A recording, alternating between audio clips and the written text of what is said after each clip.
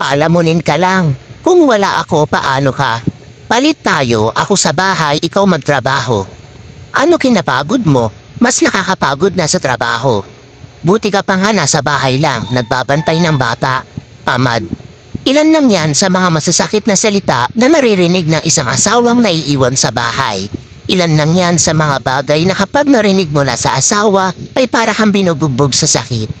Ilan lang yan sa mga bagay na isinusumba dahil sa tingin niya ay wala kang naitutulong. Akala kasi ng ibang asawa sila lang ang may karapatang mapagod. Akala nila sila lang ang may ambag at pakinabang. Akala nila dahil sila ang nag-aakyat ng pera, sila lang ang may karapatang mapagod, magpahinga at lumigaya.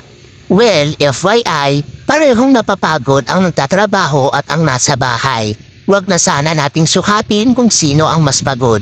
Basta ang klaro, parehong napapagod, parehong may naiambag at parehong kailangan ng pahinga at maayos na tulog. Let us remove the thinking na kapag nasa bahay ay walang ginagawa at puro hilata.